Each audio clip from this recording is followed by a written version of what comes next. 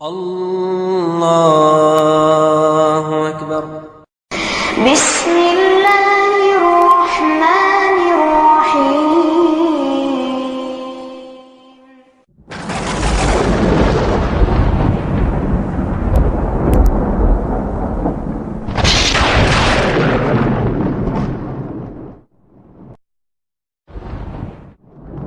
وقل جاء الحق وزهق الباطل إن الباطل كان زهوقا.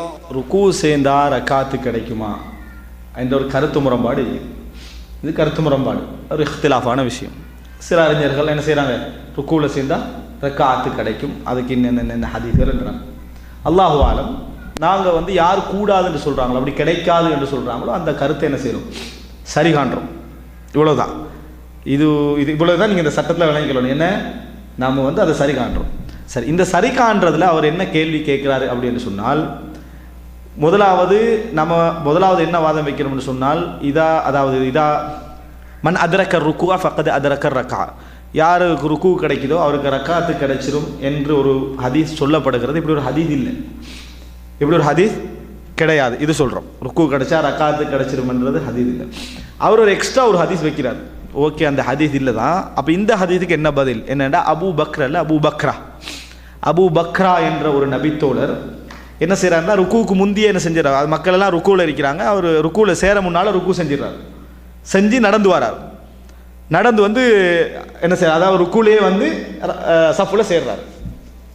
ரசூல் ஸல்லல்லாஹு அலைஹி வஸல்லம் சலாம் கொடுத்துட்டு என்ன சொல்கிறாங்கன்னு சொன்னால், ஜாதக்கல்லாஹு ஹிர்ஸன் வலா தஉத், அல்லாஹ் உங்களுக்கு ஆர்வத்தை அதிகப்படுத்தட்டும், மறுபடி செய்ய வேண்டாம் அப்படின்னு ரசூல் ஸல்லல்லாஹு அலைஹி வஸல்லம் அவங்க சொன்னாங்க. எப்படி, அல்லாஹ் உங்களுக்கு ஆர்வத்தை அதிகப்படுத்தட்டும், மறுபடி செய்ய வேண்டாம் அப்படின்னு சொன்னாங்க.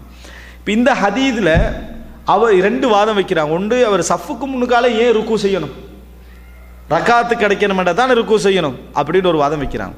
இரண்டாவது, ரசூல் ஸல்லல்லாஹு அலைஹி வஸல்லம் அவருக்கு கலா செய்ய சொல்லலை, அந்த ரக்காத்தை கலா செய்ய சொல்லலை. எனவே இந்த ருக்கு மூலம் என்ன செஞ்சிடும், ரக்காத்து கிடைக்கிறோம்னு இது விளங்குதா இல்லையா? இது ரெண்டுமே பிழை. இந்த அடிப்படை சிந்தனையை எங்களுக்கு ஏன் வருது தெரியுமா? ருக்குவில் சேர்ந்தா ரக்காத்து கிடைக்குமென்ற மைண்ட் செட் இருக்கிறனால வருது. அது இல்லைன்னு வைங்களேன், ருக்குவில் சேர்ந்தா ரக்காத்து கிடைக்குமென்றது இல்லைன்னு வச்சா நாம் என்ன புரிஞ்சுக்கலாம, ரசூல் ஸல்லல்லாஹு அலைஹி வஸல்லம் சமிஅல்லாஹு லிமன் ஹமீதா சொல்லிட்டாங்கன்னு வைங்களேன், அவர் ஒரு சஃப்புக்கு முன்னுக்காலே சமிஅல்லாஹு லிமன் ஹமீதா சொல்ல வாய்ப்பு இருக்குதா இல்லையா? அதாவது சஃப்புக்கு வருவதற்கு முன்னாலேயே சமிஅல்லாஹு லிமன் ஹமீதா சொல்லிட்டு நடந்து வர வாய்ப்பு இருக்குதா இல்லையா? இருக்குது. அவர் வந்த டைம் ருக்குவில் இருந்திருக்கிறார் ரசூல் ஸல்லல்லாஹு அலைஹி வஸல்லம். அவர் என்ன செஞ்சார், சஃப்புக்கு முன்னால் ருக்கு செஞ்சு நடந்து போனார். இதில் என்ன ஆதாரம் இருக்குது, அவர் இதுக்கு தான் நடந்து போனார்ன்றதுக்கு? என்ன, ரக்காத்து கிடைக்கணும் என்பதற்கு தான் நடந்து போனார்றதுக்கு அதில் ஆதாரம் இல்லை. அவருக்கு கிடைச்ச நிலையில் அவர் என்ன செஞ்சார், அதை வேகமாக செஞ்சிட்டார். இப்போ இதைத்தான் நம்ம புரிஞ்சு, இதில் ரக்காத்து கிடைக்கும் என்பதற்கான எந்த செய்தியும் இதில். ஆனால் எங்களுக்கு ருக்குவில் அவர் செஞ்சார் என்ற சிந்தனை தான் அப்போ ரக்காத்து கிடைக்கும் என்றதுக்கு தான் செஞ்சிருப்பார்ன்ற நம்ம யூகிச்சுக்கிறது. ஹதீஸில் என்ன அந்த வார்த்தையில் இல்லை. இரண்டாவது பாயிண்ட் என்ன என்று சொன்னால், அவர் கிடைத்ததை தொழுங்கள் ரசூலுல்லாஹ் சொல்லிக்கிறாங்க. சல்லுமா அத்ரக்து, கிடைத்ததை தொழுங்கள்னு சொல்லிக்கிறாங்க. கிடைச்சதை அவர் என்ன செஞ்சுக்கிறாரு, தொழுதுக்கிறார். வக்துமா ஃபாத்தக்கும், உங்களுக்கு தப்பி போனதை என்ன செய்யுங்க, கலா செய்யுங்கன்னு ரசூலுல்லாஹ் சொன்னாங்க.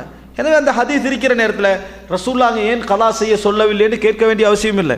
தொழுகையில் ஒன்று மிஸ் ஆகினா கலா செய்யணும் அவருக்கு தெரிஞ்ச விஷயம். தொழுகையில் ஒரு விஷயம் மிஸ் ஆகினா என்ன செய்யணும், கலா செய்யணும் என்பது அடிப்படை. எனவே அவர் அது மிஸ் ஆகியிருந்தால் அவர் கலா செஞ்சிருப்பார். அது சம்பந்தமான செய்தி வரல, அவ்வளவுதான்.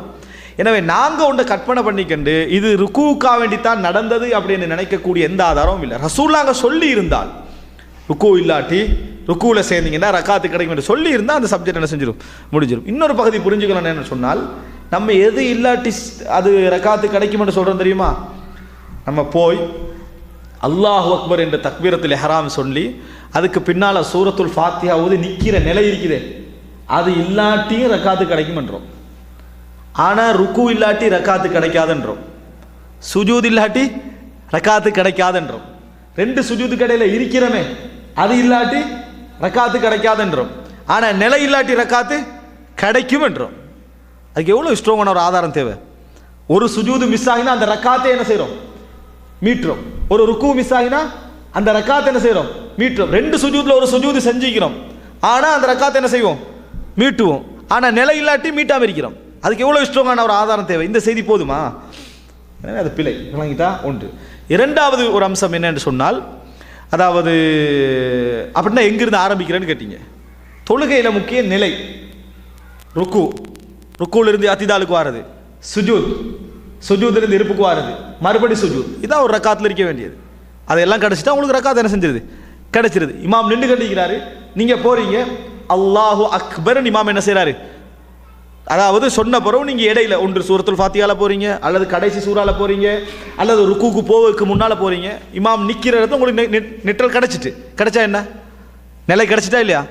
கிடைச்சிட்டு. ஒரு சந்தேகம் வரலாம், சூரத்துல் ஃபாத்தியா, சூரத்துல் ஃபாத்தியா அம்சம் இன்னொரு மசாலா. இமாமோடு இருந்தால் மஅ்மூம் சூரத்துல் ஃபாத்தியா ஓதணுமா, ஓத தேவையில்லைன்றது எந்த மசாலா? இன்னொரு மசாலா. ஓதித்தான் ஆகணும் என்று சொல்றவர் என்ன செய்யணும்? சூரத்துல் ஃபாத்தியா ஓத கிடைத்தால் தான் உங்களுக்கு என்ன செய்யும்?